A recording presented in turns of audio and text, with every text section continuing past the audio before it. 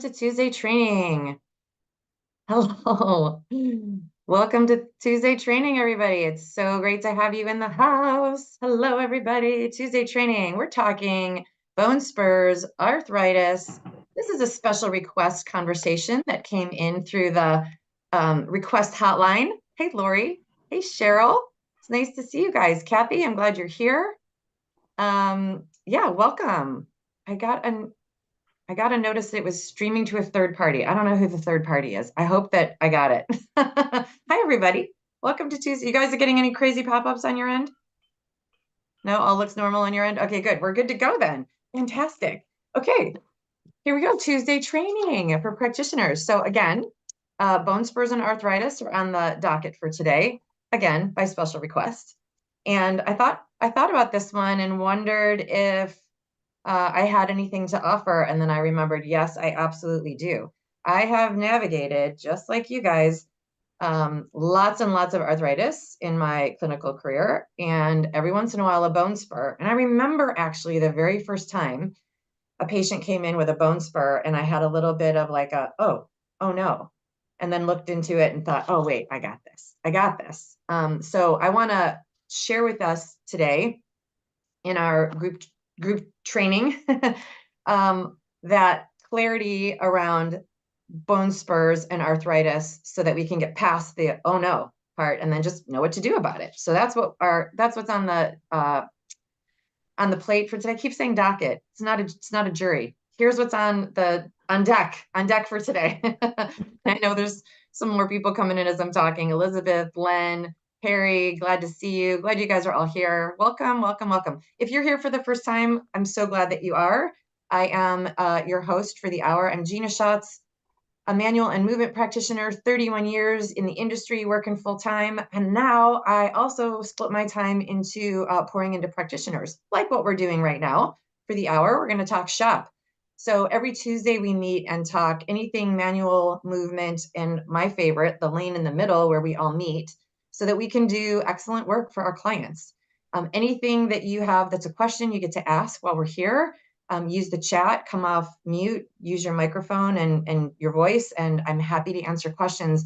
I actually prefer, while we're here on Tuesdays, that we have a group conversation. Every once in a while, I get a little long-winded if there's something I really want to talk about, but the value here on Tuesdays is that you do have someone to talk to and that you have someone to get your questions answered from. And every time we meet on Tuesdays, it's such a rich, juicy, delicious conversation. So thank you to those of you who keep coming back week after week. We've been here for a couple years now. And I appreciate your consistency as well, because you also add to the conversation because you've been studying for so long, which is also cool too. So any questions that come up for you, please let me know while we're talking. If you're watching on the replay, also leave your questions in the comments. I know some of you like to email me directly after you've watched the replay, which is also cool.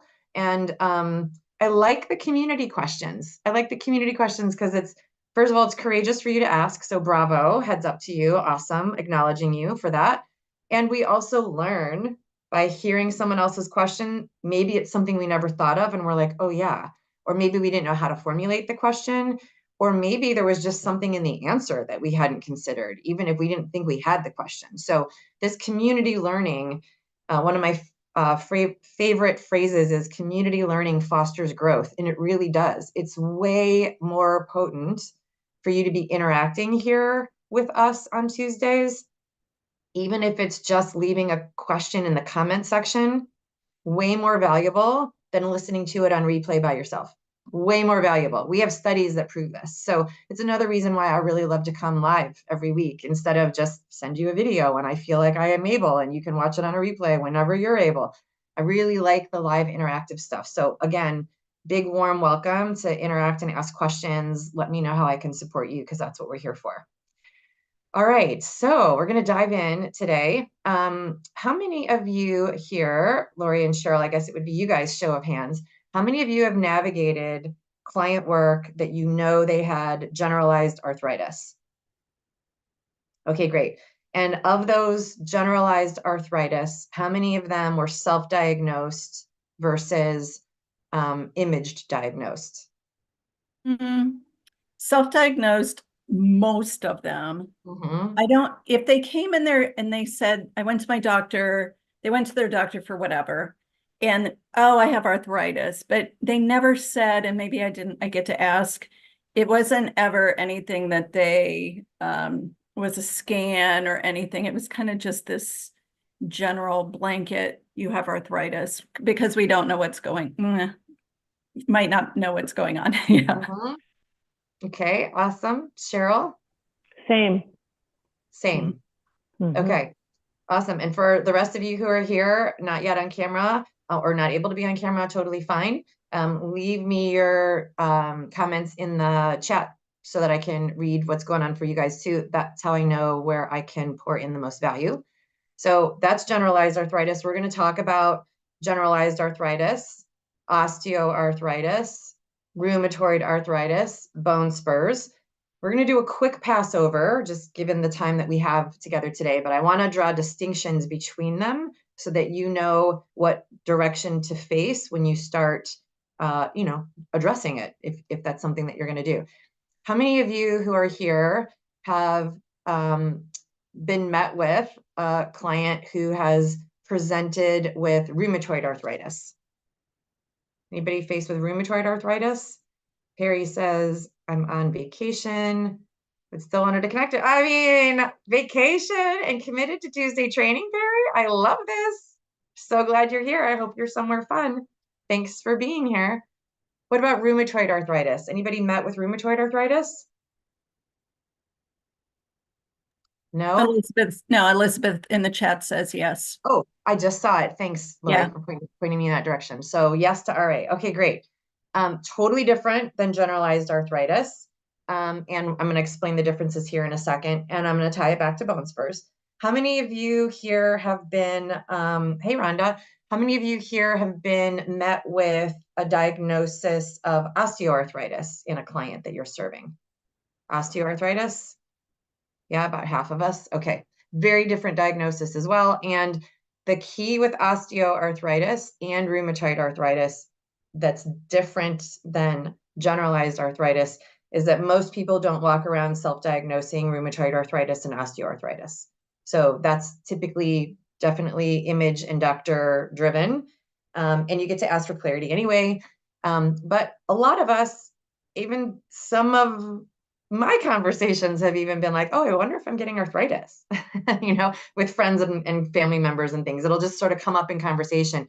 And I feel like that generalized category of arthritis, we've come to be familiar with pointing the finger at it or blaming it. And there's definitely a remedy for it. So I want to talk to you guys about that. So again, generalized arthritis, rheumatoid arthritis, and osteoarthritis are not the same. They all require different approaches, all of which we have some intel to support, even if it's to send a patient in a particular direction. But we need to know what the difference is so that we don't accidentally mistreat it or overlook it, or worse, think that it's fixed and permanent, because that's definitely not helping anybody. No diagnosis, most diagnoses are not fixed and permanent. And so we don't want to approach a conversation as if a diagnosis means it's fixed and permanent, because that means that we're not in the game anymore as being a change agent. Whether you're a movement or a manual practitioner, you are a change agent.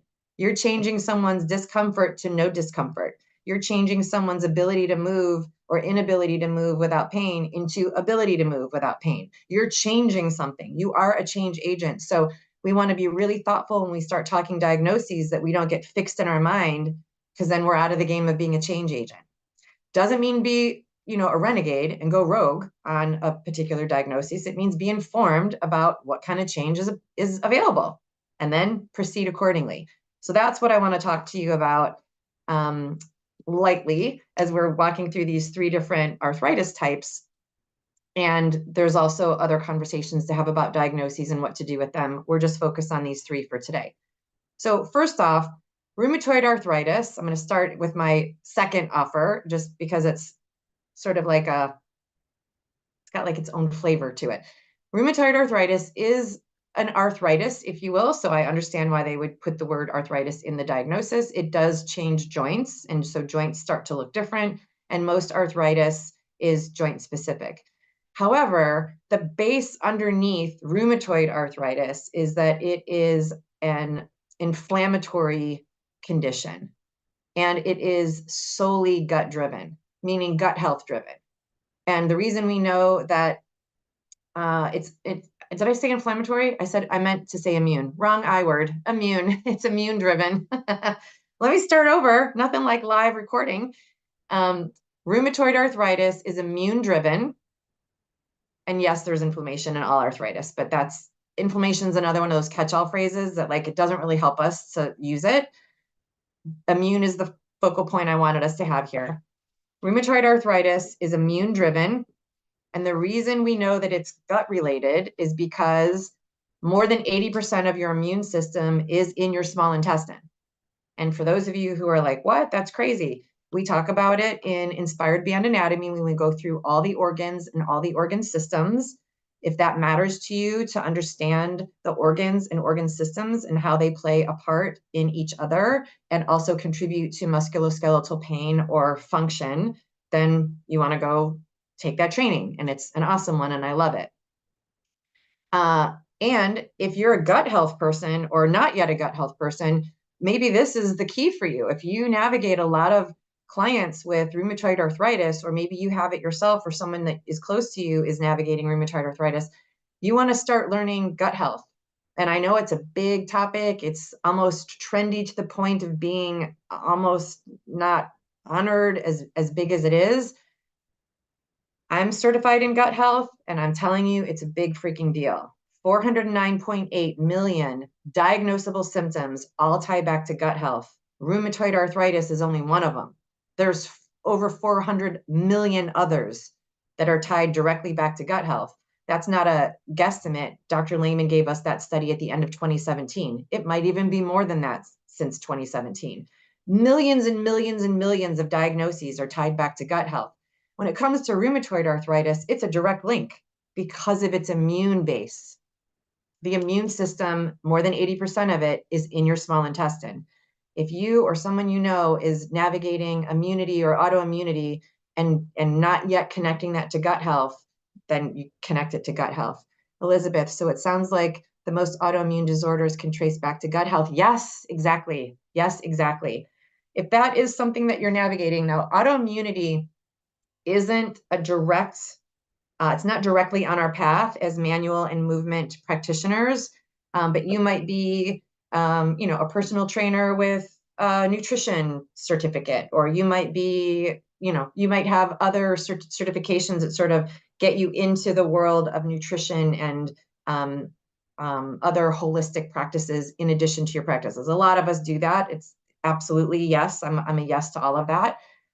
And if you haven't yet gone through a gut health training specifically, don't think that you're going to find clarity on the internet. And I'm telling you that from experience, because I've done both. I've looked on the internet for gut health information, and I've also gone and got certified by a research company that was doing all of their own science and innovation.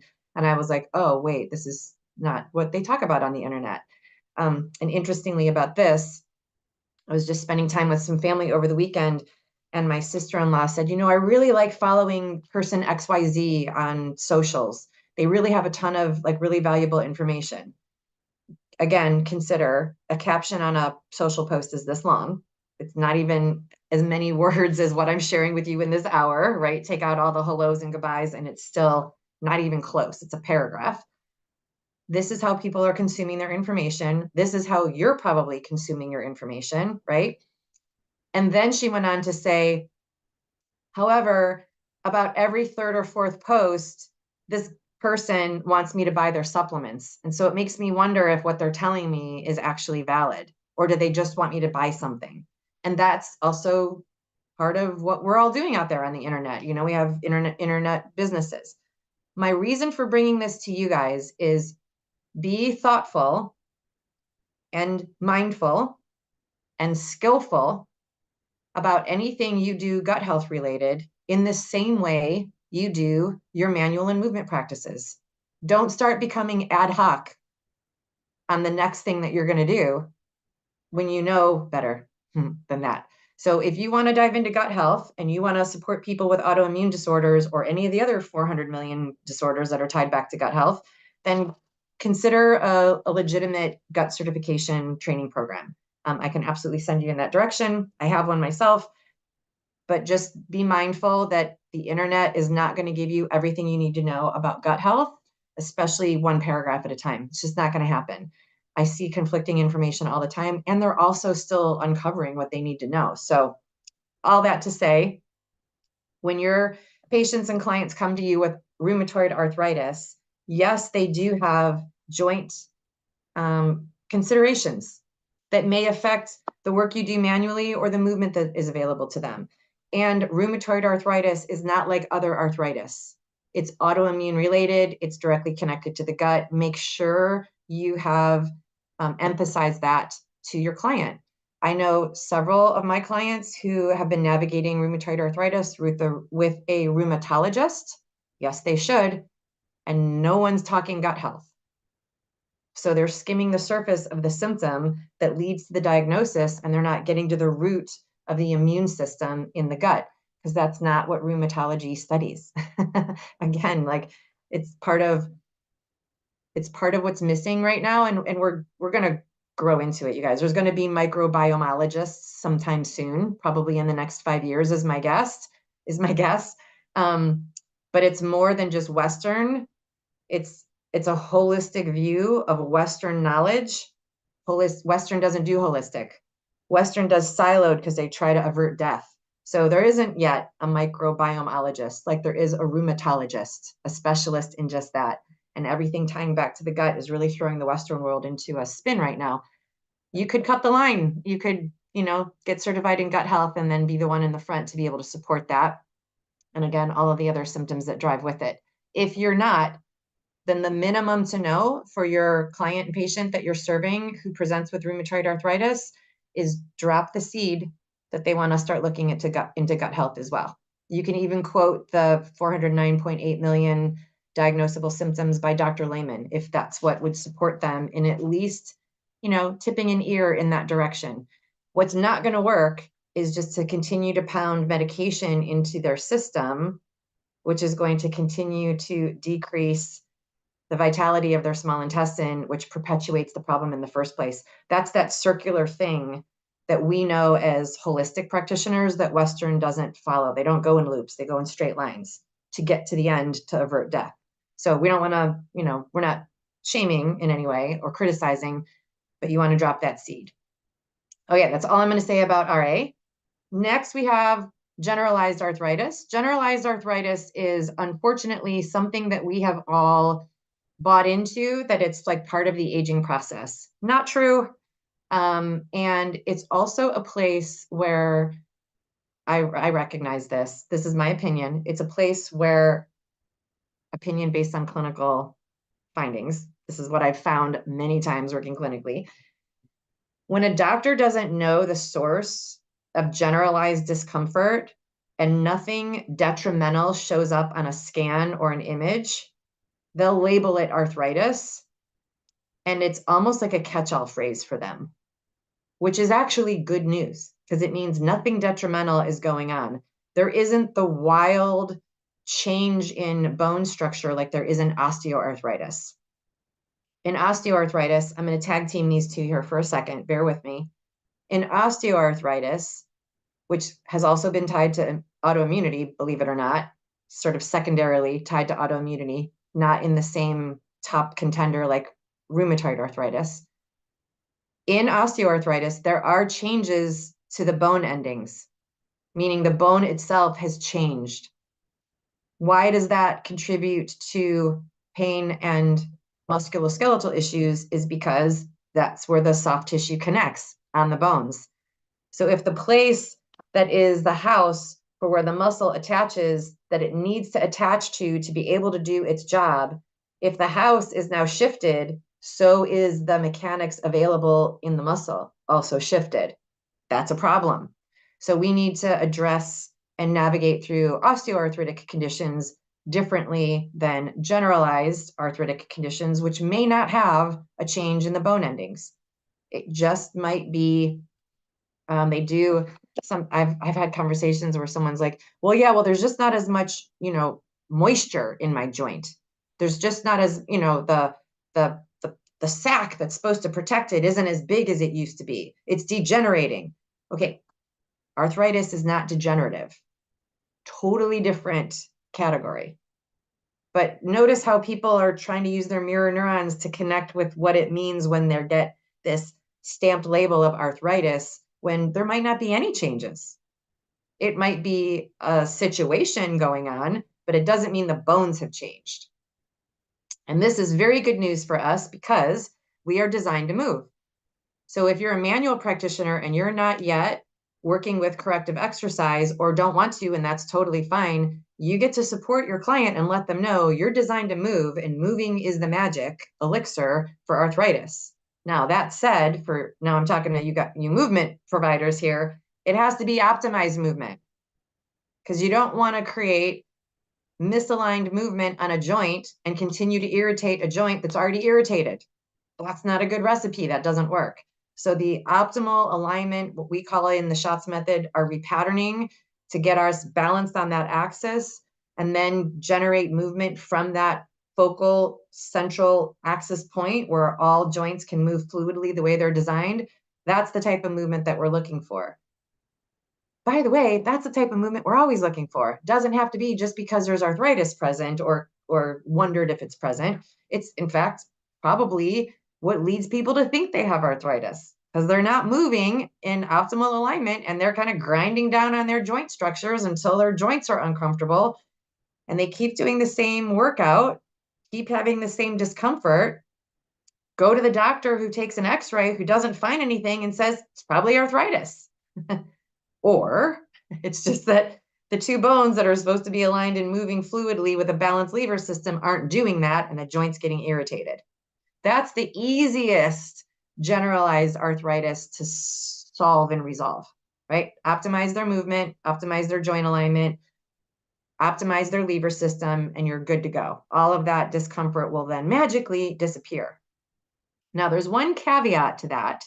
There's one caveat to that generalized arthritis. And that is something I found working clinically when I approached generalized arthritis the way I just told you. People would come in, we'd optimize their alignment, we'd optimize their function, send them back to the workout that they were used to doing in the world. They'd come back, joint pain was gone. Until it wasn't. And then I was like, oh, do I have this wrong? Because I feel like I had it right 15 other times. Why isn't it working for this one person? I must be missing something. And I was. And this is the caveat. I'm giving you the shortcut. So you don't have to do 30 years of experience. You could just do 30 minutes with me. Yay, it's so great. Those folks, the rare ones who optimizing their alignment and then their function didn't reduce the arthritic, in air quotes, symptoms or the sensation that they thought was arthritis, those folks had a diet component. And the only reason I was able to go there, or there's two reasons I was able to go there. One is because I took a lot of anatomy and physiology in college. I took all of A&P that nurses were taking and physical therapists were taking, and I just gobbled up as much A&P as I could. And with due respect, most of us don't get that in our vocational training, in massage therapy school and in personal training and in Pilates and in yoga. We don't get hundreds and hundreds of hours of A&P. Yoga teacher training is 10, and it's mostly muscle and movement related. So I had a little more of a lens to look through and be like, hey, wait a minute, this sounds like it could be something body related, but not specifically musculoskeletal related. Let's look into that. And the other way that I could look into it was because I was already a Western herbalist. I had already gone through that training. I was in my own personal life, not eating, foods that had chemicals in them, which is really difficult these days. But back in the 90s, that was sort of, people would look at you like you had three heads. Now everybody wants to do it and it's harder to do. So I'm glad that we all came along. Not so glad that it's harder to do, but I was looking at organic foods before we knew what organic was. And I was looking at herbs because medicine is food is medicine and all those things. And so I started seeing there was this combination here of like food and diet and what they were eating, but I wasn't a dietitian. You don't need to be to see this being every generalized arthritic condition has an acidic component to it, meaning pH balance, alkaline versus acidic. And I don't mean citrus fruits. Some people think that. If you think that, then I'm so glad we're introducing this to you, because you get to figure out and learn about pH in foods. Go on Pinterest. There's a million charts right now. Again, back in the dark ages, in the 90s, when I was working, before wheels were invented, we didn't have the internet. So I had this colored chart on my wall, and I would take it to Kinko's and get copies of it and hand it out to people, because we didn't have cell phones either. You couldn't snap a picture of it and send it to them in a text message. So we were getting it done, and now it's so much easier. So make it easy for you and go find a pH food chart and just look at which foods are on the acidic end and which are on the alkaline end. I also talk in great length about this in our gut training program as well. Here's what I'll share with you today. Don't get hung up on the differences between one author's chart versus another author's chart. There's always a little bit of discussion about, I don't know, is it very alkaline or only a little alkaline? Well, that chart says this one is very, and then that chart says it's not. The reason is because of what happens when the food is digested. If we want to take a deep dive, which we're not going to go into today in the time that we have, I'm conscious of the clock. Alkaline and acidic food isn't whether the food itself is like an alkaline food. It's what does it do in your body when it's digested and metabolized. When we have an acidic environment inside our body, two things are absolutely true. One, cancer thrives in an acidic environment. So does tissue breakdown. But in an alkaline environment, cancer cannot survive and tissues thrive. So this is kind of good to know. That's why I recommend that you get familiar with the pH in food. If you're talking to somebody, and this is how it clicked for me, if you're talking to someone who has chronic back pain, is an avid worker-outer, no matter what your magic skill set is, only gets rid of the discomfort for them for maybe the hour after they leave, or maybe at max 4 days, and it returns, and it's the same pain in the same place. And you also know that this person has any of the acidic habits in the world. And there's no judgment here. I'm just listing them off as fact. Alcohol, animal and animal byproducts, cigarettes, sugar, and high stress are the top 5 ways that we all blow out our alkaline balance inside our body. Now, if you're going to come into this conversation and say, people have died from over-alkalizing, I hear you, and we're not talking about that here, just in the interest of time. But I promise you, most of us are more acidic than we are alkaline. Most of us, most of the time. It's just the nature of how much you have to consume, which is, again, why I'm sending you back to that food chart. Now, interestingly enough, this is another way that you'll know that the person that you're supporting has an acidic component to their generalized arthritis, because when you bring up these top 5 contenders, they're like, never going to happen. I'm not giving up my meat, not giving up my cigarettes, not giving up my glass of wine every night, not going to do it. Then you know that that's probably the thing. Because, as much as we are change agents, most of us don't really want to change. We want everything to be perfect, but we don't want to have to go through the effort to make it change, to get it to that state that we really want it to be in.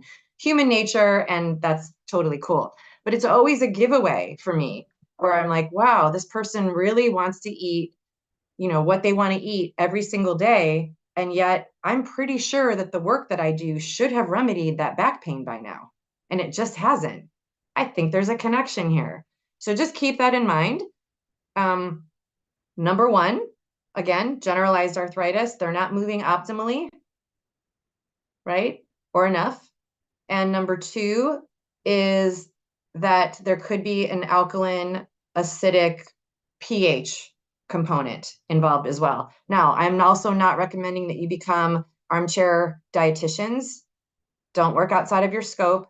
we're giving each other information here so that we can drop seeds into the spirit of the person we're supporting so that they can go do what they want to do with it. If it's not in your lane yet, it's not in your lane. Don't work outside your scope. If you're like, dang, I want to know about food and alkaline and pH and gut health, great. Let's do that training. We've got that coming. It's actually coming up this fall. Is fibromyalgia, Lori, Rhonda, Lori's calling you forward. Is I know, Rhonda, fibromyalgia? you know how to come off mute. Maybe I feel like I'm on a roll and Rhonda doesn't want to interrupt. Is Could be. fibromyalgia also, that's it. Yeah, I know, that's but what I'm on a roll. Thanks, darling. Yeah. Is Okay, good. fibromyalgia also part of the arthritis picture? In fact, I wouldn't put it directly in line with arthritis, Rhonda, but I would say that fibromyalgia is hugely diet connected. We talk about that in the gut health program as well. Fibromyalgia, and I remember making some mistakes, you know, again, early on in my career. In fact, it was like very early on, right out of graduation when I was working in the orthopedic doc environment. And there was an aide that was there. And she said fibromyalgia. It was the first time I'd ever heard it. I mean, I was still wet behind the ears. It was so cute. And I was like, what's that? And of course, I went and looked at it, still again, doing my own personal life with organic foods and Western herbology and all the things. And I realized, oh, wait a minute, there's a way we can help for sure. And I remember going back to work and talking to her about it. And I'll never forget the look. I remember exactly where she was sitting, exactly what she was wearing. And it was like 30 years ago, you guys. It was a long freaking time ago. You know, there's these moments where like your path changes completely and you're like, oh, this is how the world works. I remember exactly where she was sitting and what she was wearing. And she said, I don't think you really understand fibromyalgia. My doctor has my medication really under control and we make adjustments when needed. And it was definitely like a closed door. It was like a no, I'm not going to make this change. I'd rather have this diagnosis. And that's a whole other like energy component. People don't know they can get their needs met without being sick and ill and unhappy. And then I just like, I didn't want to let it go. I was not at her. I didn't make a fool of myself that way. But I remember a time or two later talking to her about it again and just saying like, hey, have you ever heard of XYZ food? You know, drop food in here. She's like, no, what is that? And I thought, see, the food's not even like close to aligned with what needs to happen for her to get over this. And that would be a whole lifestyle change. But here's the thing I still don't get, guys. Isn't it a lifestyle change to have a diagnosis of fibromyalgia and all the restrictions that come with it and the daily need for medication? Why is that lifestyle change acceptable? But the one to remedy it seems like ridiculous. Okay, that's my outside voice. I'm coming back now to professionalism and like, okay, here we go. But then you know, as the world serves and, you know, it all comes full circle, I then did meet with several fibromyalgia, you know, folks who had presented with it. And half of them went the food route and were like, wow, I feel so much better. And we know this now. Like that was, again, back in the 90s, but now we know it and people are a little bit more amenable. And I would say this, if they're not amenable right now, in the year that we're living in right now, not anything particular about this year, but imagine you're watching this on replay 10 years from now, okay?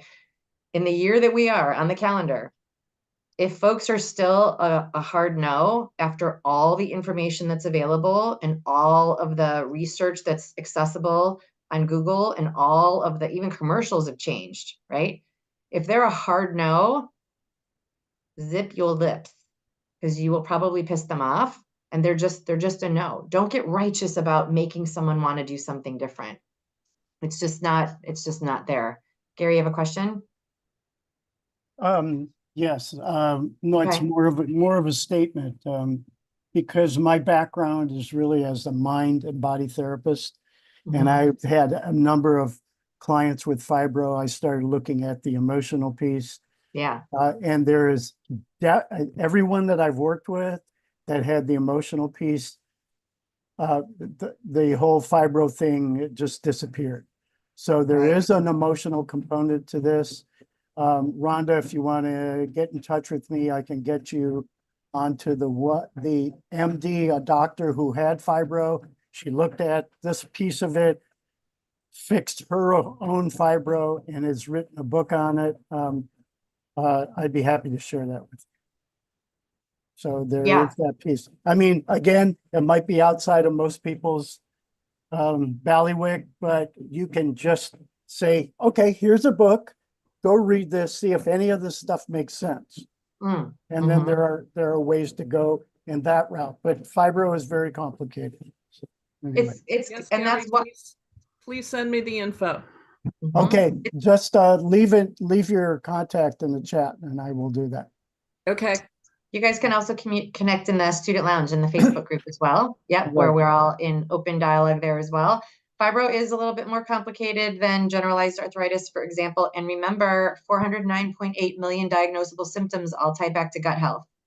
So we could also spend a Yes. whole lot of time on the emotional component, with due respect, Gary, and still leave them with an unhealed gut, which then will just perpetuate more symptoms, and then it spins up from Absolutely. there. Yes. So a holistic approach is really what's needed by us for most things.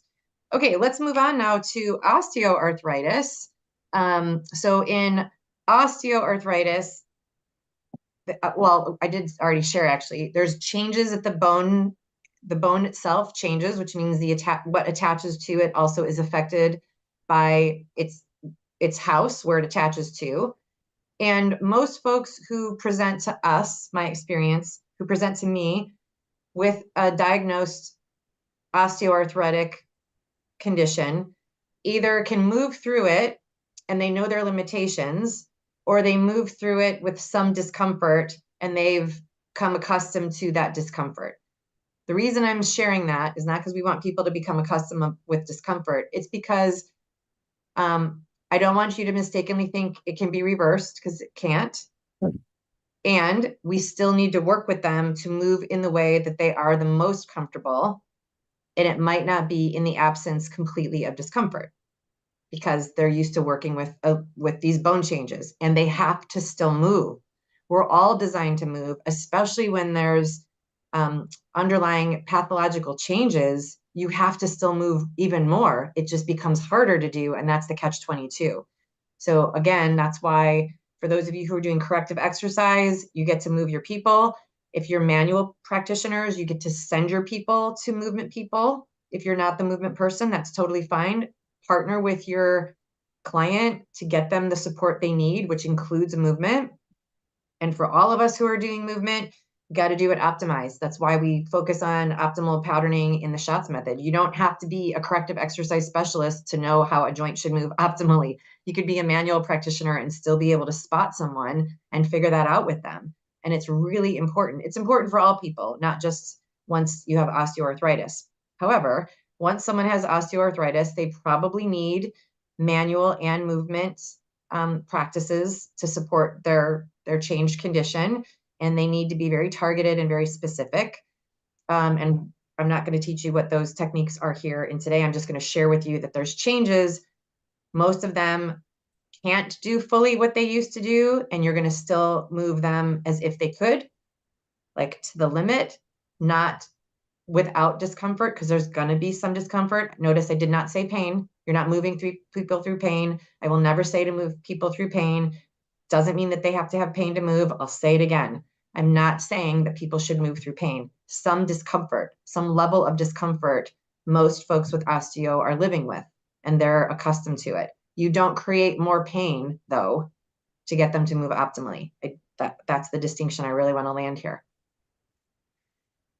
Once we get to bone spurs are also kind of like, well, what the heck is that? What category does that fall under? Well, interestingly enough, bone spurs, does anybody know what a bone spur is? Do you know by definition what a bone spur is? Rhonda, let us have the definition. Let's hear it. It's an overgrowth of the bone to support a joint that's not optimally aligned. Aha, there we go, back to that alignment again. Thank you, Miss Rhonda. I appreciate that. Yep, it's a bony growth on the edge of a bone, but it doesn't have to be in a joint. Most of them are, and it doesn't have to be in a joint. In fact, the first bone spur I was ever introduced to was on the bottom of someone's calcaneus. That's not a joint. It's the bottom of a bone. Right? But the misalignment part that you gave to us, Rhonda, is absolutely part of it. She was misaligned in her gait and in her standing, which then created that rub, which then the body responded to by harvesting this bone spur.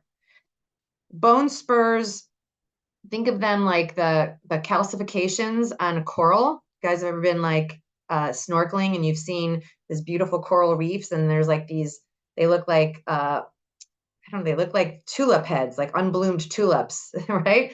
That's what I picture when I picture a bone spur. It's just sort of like this bony overgrowth on a thing that ultimately doesn't really do anything bad until the other side of the unbloomed tulip is making contact with something that's being rubbed by it. So if that bony growth is big enough and it's pushing and it's on the edge of a bone, bony growth, and there's a muscle there, and the tulip head, the bony growth, is rubbing on that muscle every time it contracts, that could be irritating. Okay. So the bone spur itself is not a problem, but where it lives and the space that it takes up and who it's bumping into is the problem. So we do want to address them and, you know, reduce them. And then the question is, well, how do you freaking do that? Couple ways. Oh, and there's let me back up first before I tell you how do we get rid of it. There's also a correlation in some instances of bone spurs that tie back to osteoarthritis. So that bony change, I think what that means is that the bones change enough that now there's an irritation on the movement at the joint and the soft tissue that connects to it. And so the body's response is this like overgrowth, this like sprout of a bone almost to like try to replace what was missing or what's, you know, degraded at this point. That's what I think about it. I'm sure a doctor might roll their eyes, or maybe not. Every once in a while I entertain a doctor and they laugh. They're like, that's a really great way of explaining it. It's so like understandable. The other way that bone spurs can develop is through impact. Doesn't have to be trauma, but it could be.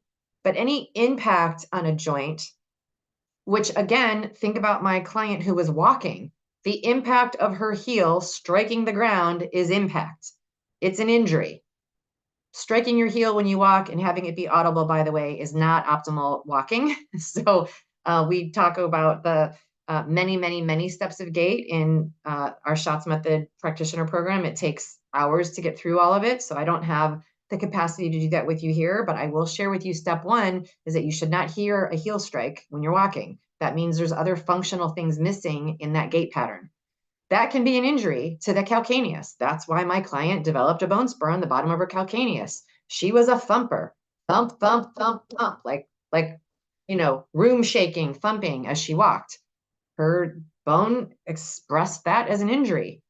But it could also be like slamming into a tree skiing, also impact trauma, and then everything in between, right? So again, asking your people what their body has experienced and then tying that to what that implication is to the body is really important. You don't want to just sort of like a la carte pluck things out of the air and say, oh, it's this, so then therefore that. Based on what? Like connect it, right? Otherwise, and in fact, otherwise, you don't always know why the body responded the way it did. In fact, this client with the heel spur, literally called it a heel spur, asked not only her podiatrist, but also her doctor what caused it. And they were like, I don't know. It's not supposed to happen there. It's supposed to be in a joint, but it's not. So then what caused it, right? Like that, I would like to know then what did cause it? And that's what we're figuring out. Oh, it's impact. It's impact. It's trauma. It's misalignment is impact trauma. It's not a ski accident where bones actually break, but misaligned joints are misaligned joints. We've said that now with all of our arthritis that we've talked about today. It's a problem. It either is a response to changes or it's the inception of the problem that then creates more changes. It's a problem. Misaligned joints is a problem. Okay, so then what do you do about it? I hope I've teed this up for you, my babes. What do you do about it? What do you do if someone presents with a bone spur? Give me your best. Align the joint. Align the joint, restore their function. Boom, baby. There we go. Okay. And one last piece to the bone spur conversation, it was interestingly enough, the same client, my first bone spur gave me so much to talk about. My first bone spur client, the calcaneus bone spur, the heel spur, was also one of those pH food conversations. Again, way back in the day before we had, Google and all the things. And she was one of those people that was like, not going to happen. No, I'm going to drink my coffee and eat my sugar, and I eat animal and animal byproducts 3 meals a day. This is not a judgment. It's just do the math and how much that adds up. And I love my wine. I'm in a wine club. We have wine imported from Napa, like not going to happen. And I was like, wow, well, I don't know if this bone spur is going to go away enough for me to get her out of back pain. Because I could do all the alignment work and all my magic wizardry on the table. But as soon as she gets up and can't put weight on that foot, her gait's now off, which is going to throw off her pelvis and her sacrum again. And now we're back to back pain, and she's going to think I didn't do a good job. But she can't walk on that foot. How are we going to do this? Right? So just know that, again, if we're looking full spectrum at getting to the genesis of the solution for someone, means we get to the genesis of what caused the problem in the first place and then address it there. And so, the best we could do was a lot of gait repatterning. I had her wrapped up with TheraBands and walking down my hall for multiple sessions. And it took, in my opinion, longer than it needed to, because I think if she'd also made some dietary changes, that heel spur would have gone away. Take out the injury site and then alkalize the environment where tissues thrive. I think there would have been a lot of like accelerated healing in that area. And she didn't want to do the food part, and that's totally fine. So we did gait repatterning until I taught her how to stop heel striking, which of course brought up a whole lot of awareness around the instability in her hips and how she was using her legs and things like that. So ultimately it was very effective. I just think that the heel spur healing could have happened quicker, which would have then made it a quicker turnaround for her back pain to go away. But ultimately we did get rid of it. So there you have it. There's my roundabout.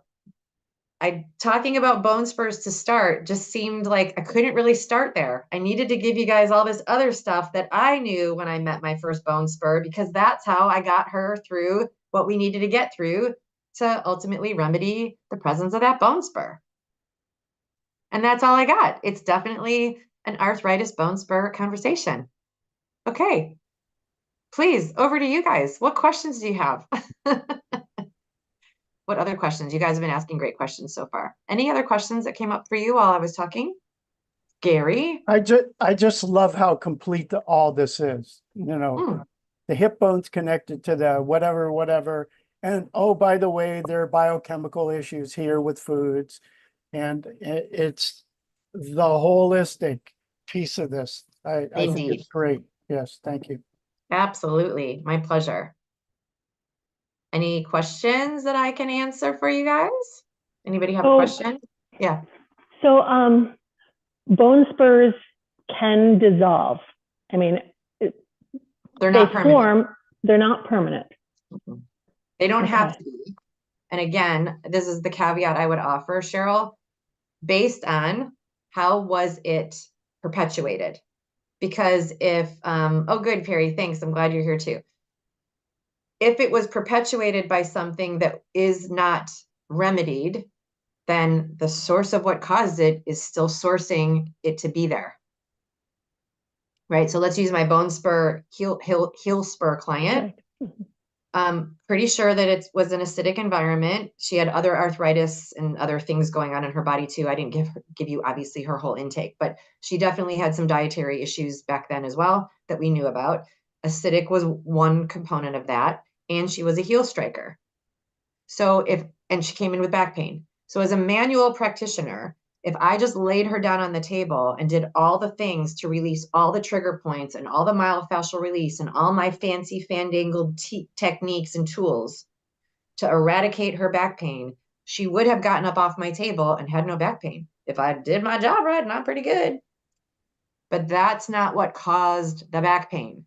Right. Those trigger points and myofascial restrictions were a response to an imbalanced gait that was caused by the formation of a bone spur, that was caused by heel striking and dietary, acidic environment. So I could have had her, bye Lori, I could have had her repeatedly come back week after week after week on a regular, sold her a couple packages and buy 5, get 1 free or whatever people are doing. And I wouldn't have helped her. I would have given her more comfort for a few hours or a few days, but I wouldn't have solved it with her. Wouldn't have happened. So would the heel spur have persisted? Yeah. Because what caused it was still there until we pattern interrupted that. Did that answer it for you? Yes. Yeah. Okay. Awesome. Gary? Do you have any sense of how lupus, which is an autoimmune disease, may be involved with this, especially in a tendon situation? I have a client actually today who said, "Oh, my doctor warned me because I have lupus and I had issues with my shoulder, and now I have this issue with my Achilles tendon." What, if anything, do you know about that? Yeah. So let me give you the answer that I would give to my client. And Kathy, I see your question. I'll come right back to you. When patients present with diagnoses like lupus or heel spurs or herniated, like whatever, when patients present with their diagnoses, the first thing I do is remember that I am not going to be fixed on the diagnosis. Right. Not going to do it, right? And I know you're already doing that too. I'm just letting you know, first step. And when it's a diagnosis that has an autoimmune component, like a direct component like RA or lupus, I don't talk about the diagnosis. 1, because I'm not fixed on the diagnosis as being a fixed position. And 2, because all autoimmunity is small intestine driven. And 409.8 million diagnosable symptoms are, by research, found to tie back to gut health. So I don't need to know about whether lupus does this to tendons or whether RA does that to joints. What I need to know and share with them is the connection to the small intestine. And not inadvertently, that's the wrong word. That's the wrong filler word I was going for. Don't use a filler word, G, just speak with confidence. What is more common than not, when someone presents with a diagnosis that seems to lead their conversation with me or their chief complaint, when I've taken a full intake, there's always other signs that point to the same source, right? The same person with lupus or RA will also have been diagnosed with SIBO or have been chronically constipated or had been on, 6 rounds of antibiotics for intense dental work and not realize that that's destroying their microbiome and it's not been restored or replenished, right? Or there's other very clear diagnoses that are directly connected back to small intestine, like allergies. An allergy is an immune response. It's not a pollen response. So if it's an immune response, I'm back to the small intestine. So I don't need to be connected to like the specifics of a diagnosis too much once it gets, in that sort of radius circumference outside of my scope, like lupus is outside of our scope.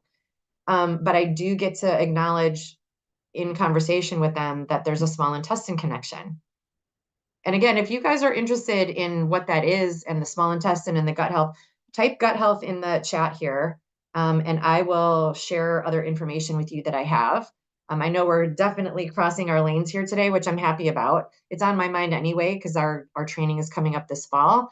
But I have lots of clients who just on their own go and do their gut health and then come back to me. And I gave you guys, oh good, I'm glad to see you guys are interested. I gave you guys a pop quiz on that too, because it's also tied to back pain, right? The connective tissue in your abdomen that could be responding to a gut imbalance could be the source, the catalyst for your back pain.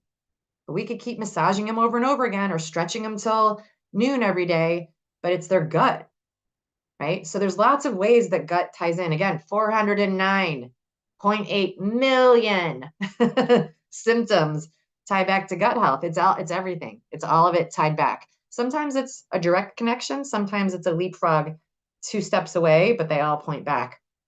Okay, so I'll be sure to send you guys some gut health information. Kathy says, do you recommend drinking apple cider vinegar to help alkalize the body?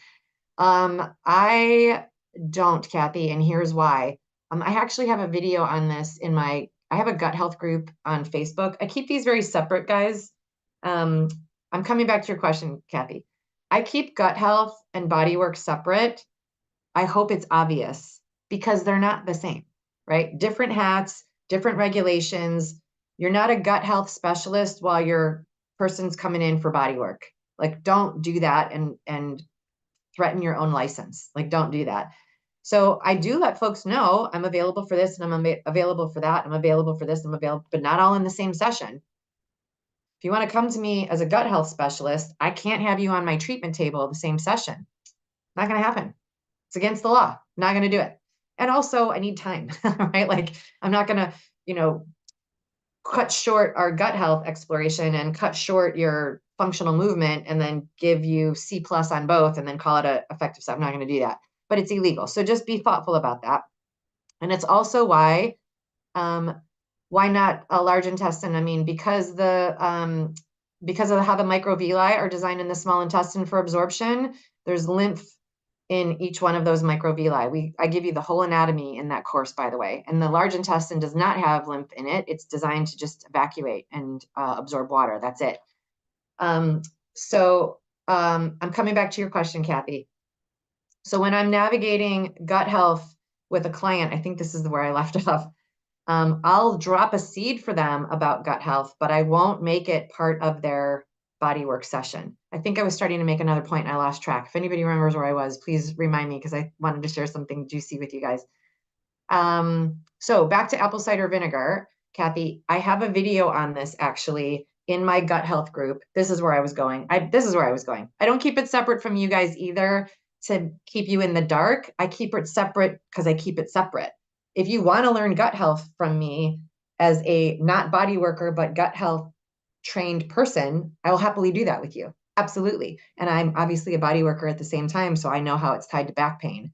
But I'm not going to give you massage techniques while I'm teaching you gut health. That I don't cross that line because I just don't. So I have a gut health group on Facebook. You can probably find it if you Google it, Holistic Gut Health with the Shots Method. And there is a video on this. This is where I'm getting to you, Kathy, which I will happily tag you in. And we talk about apple cider vinegar is amazing for lots of gut health issues, except for one of them. And then it increases it. So as a general answer to you, this is where I'm going. As a general answer to you, not generally, no, I don't. In certain gut health environments, which you have to figure out what that is first, for your client to be able to recommend it accurately. In certain gut health environments, apple cider vinegar is the thing. And in others, it's absolutely the worst thing. So it's not an overall yes, Kathy. And so to alkalize the body, I would want to know what the health is of the gut before I would just use apple cider vinegar for the purposes of alkalizing. I would rather use food to alkalize that didn't increase one of the gut diagnoses. So that's my answer for that one. And I'm happy to tag you in that, Kathy. Just let me know and I will do that. Okay, I think I answered all the questions. We're out of time already. You guys, I have so much fun. An hour goes by so fast. I'm so happy that you guys are here, even though I'm sad boo-boo face. I'm really happy you guys were here. I hope that you got good value. Did you get value today?